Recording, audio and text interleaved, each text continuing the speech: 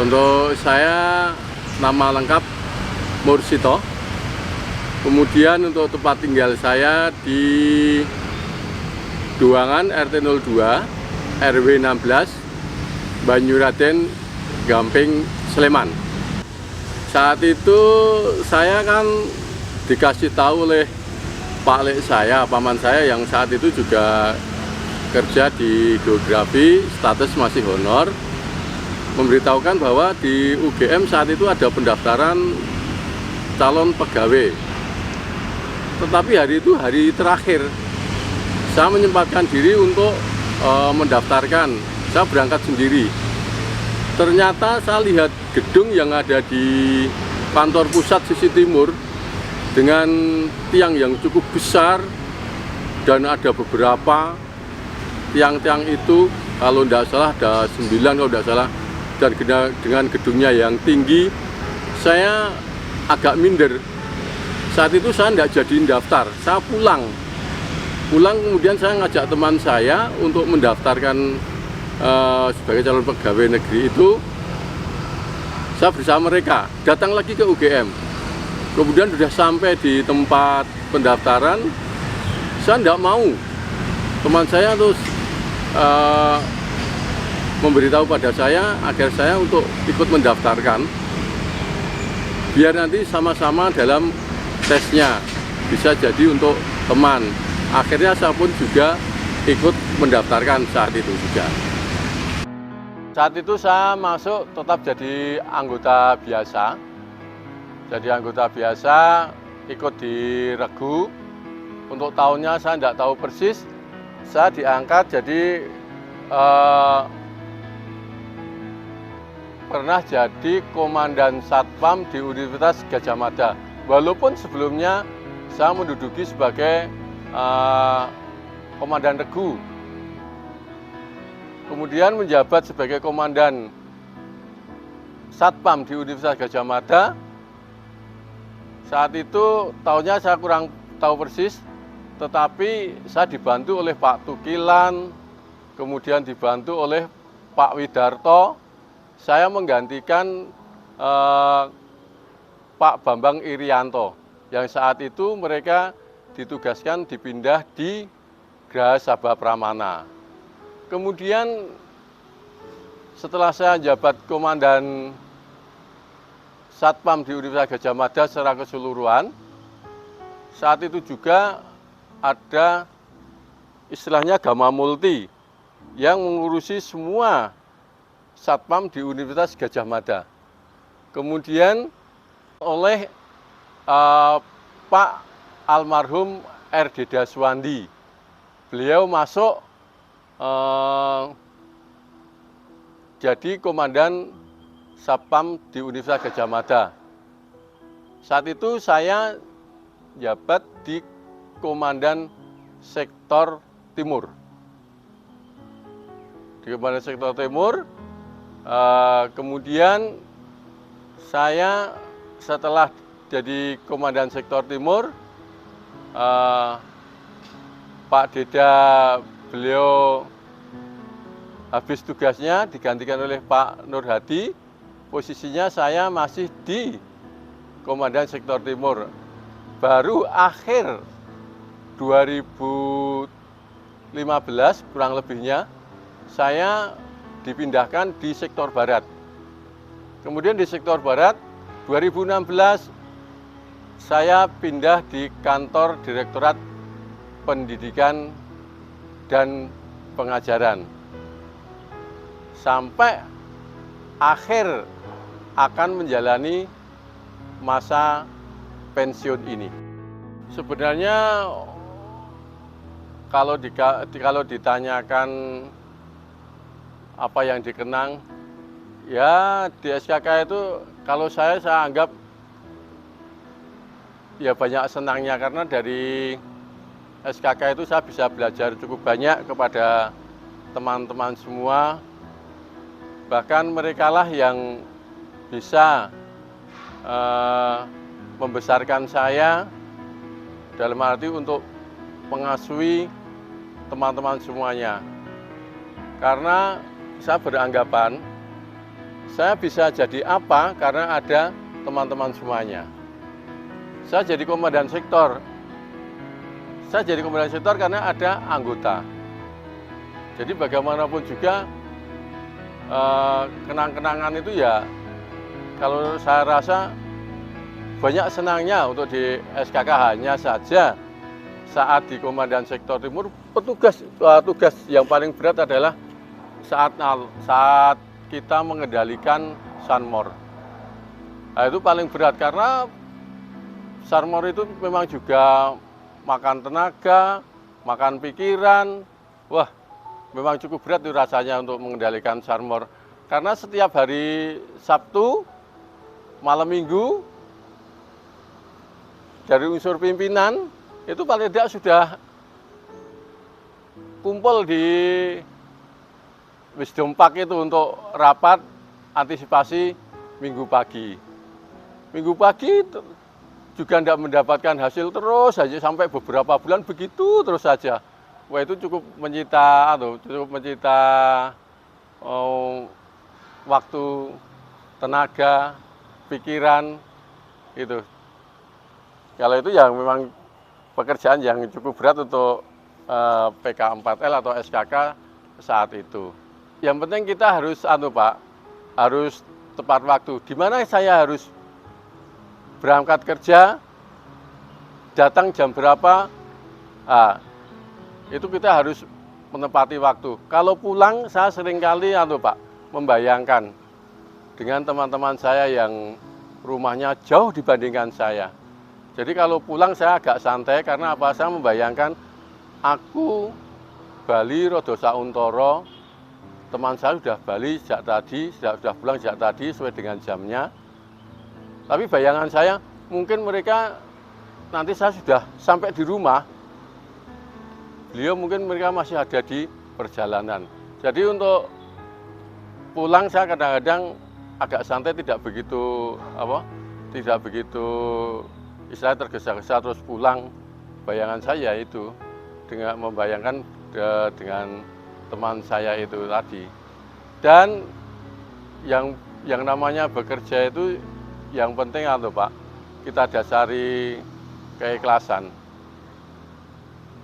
Apabila kita itu ditugaskan oleh pimpinan, yang penting kita jalankan dulu.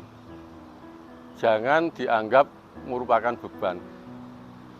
Kalau kita ditugaskan oleh seorang pimpinan dan itu dianggap merupakan beban, nanti akan mempengaruhi kinerja kita. Kita belum bekerja, dalam hati kita sudah rasanya berat.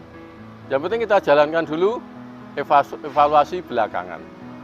Nah, dan didasari dengan rasa keikhlasan. Mungkin tidak ada kata lain kecuali kerja itu didasari dengan ibadah. Kita dalam menjalankan tugas seringkali kita harus harus mengambil suatu tindakan yang dirasa itu penting dan sifatnya darurat atau dapat dikatakan diskresi. Seperti contoh, waktu dulu saya masih menjabat jadi komandan sektor, ada seorang anggota Intel dari Polsek Depok, mereka memvideo kegiatan demo. Demo itu sudah selesai, tapi masih ada segerombolan dari mahasiswa yang duduk-duduk di antara tangga balerung dengan tiang bendera. Mereka di video oleh Intel itu, mereka tidak terima dari mahasiswa itu. Akhirnya terjadi rebutan kamera dan Intel itu ditendang oleh mahasiswa. Kebetulan saya tahu, Pak. Saya tahu saat itu. Langsung Intel itu saya pegang tangannya, saya ajak lari, bisa lepas daripada pegangan mahasiswa itu.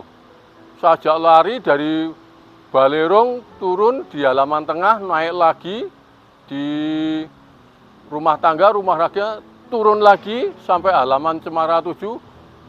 Titik akhirnya saya masukkan beliau Intel itu di perpustakaan. Begitu banyak mahasiswa yang mengejar. dari arah Jalan Kaliurang dan dari arah timur Gedung Pusat. Saya bisa menyelamatkan intel itu saya masukkan di perpustakaan. Ini sifatnya diskresi karena darurat. Dan saat itu juga begitu banyak mahasiswa yang mengepung di perpustakaan.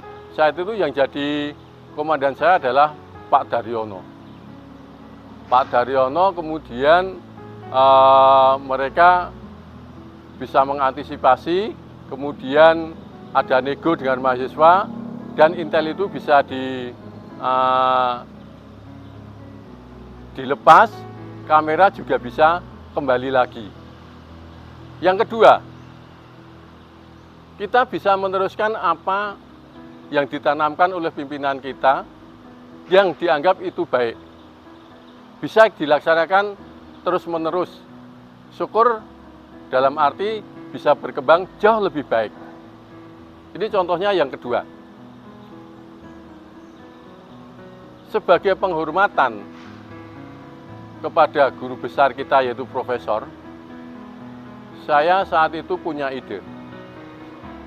Bagaimana seumpama profesor itu disemayamkan di Balerung, kita seanggota SKKK itu melakukan pendampingan atau kita ada di sampingnya selama guru besar itu disemayamkan sampai keberangkatan.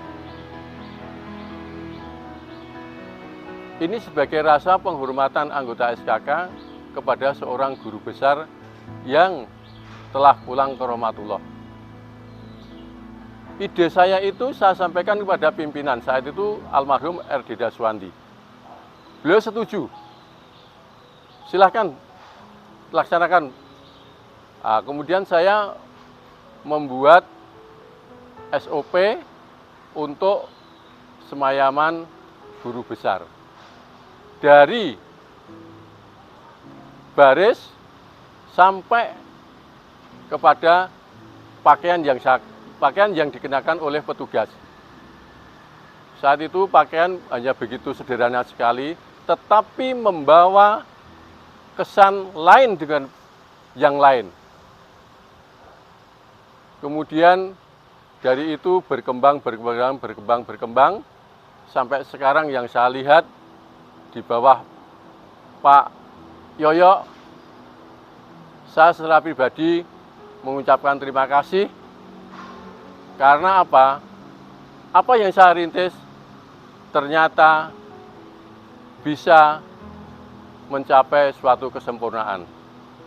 Dengan pakaian penampilan yang bagus daripada anggota PK4L saat-saat ada semayaman guru besar atau seorang profesor yang telah mendahului kita. Dua ini Bapak Ibu sekalian anggota PK4L, kita harus bisa berani untuk mengambil sikap apabila itu merupakan keadaan darurat. Dan yang kedua, apa yang sekiranya itu bagus, bisa dilaksanakan, tolong itu diteruskan. Untuk kebersamaan, untuk keakraban daripada kita anggota PK4L. Saya kira itu, Pak, yang bisa saya sampaikan. Mudah-mudahan anggota PK4L bisa bekerja sama dalam mengemban tugas di Universitas Gadjah Mada. Tidak ada istilah ASN, tidak ada SKSDM, tidak ada SK Rektor. Semuanya adalah kita mengabdi kepada Universitas Gadjah Mada. Memang yang namanya pensiun, Pak, saya sudah merasakan 3 tahun yang akan datang. 3 tahun sebelumnya memang betul-betul harus disiapkan. Dan kebetulan saya itu mengenal dengan seseorang yang beliau hobi dengan ayam kate hias. Sifatnya ini adalah sifatnya kate hias yang dilombakan. Jadi saya kenal mereka itu 3 tahun yang lalu. Kemudian saya coba-coba dari bimbingan mereka, saya mengembangkan itu, dan alhamdulillah mudah-mudahan kegiatan saya dengan mengembangkan ayam kate hias ini bisa menjadi kegiatan saya setelah pensiun. Jadi untuk bapak-bapak sekalian, jangan segan-segan apabila bapak-bapak ingin memiliki ayam hias kate, silahkan datang ke rumah saya terbuka. Misalnya mau bawa pulang, tidak usah bayar. Ya, hanya ganti pakan aja. Dan seumpama nanti cucu saya lihat bapak, tolong kasih uang jajan. Nah, itu. Itu ayam kate yang saya kembangkan itu Pak. Itu namanya ayam kate dari Thailand, namanya blacktail. Warnanya putih dan di bagian ekor itu menjulang ke atas dengan warna hitam. Itu yang terkenal adalah ayam kate Sabo blacktail. Mungkin bapak-bapak ada yang mengenal, yang sudah tahu. Terima kasih, nanti bisa sharing dengan saya. Dan yang saya laksanakan dengan teman saya saat ini baru akan membuat buku yang nanti akan diperbanyak, yaitu tentang penggemar ayam kate. Itu Pak yang saya sampaikan. Mohon doanya saja, mudah-mudahan saya selalu sehat, dan saya doakan kepada Bapak sekalian, Ibu sekalian, anggota PK4L selalu sehat dan diberikan keberkahan.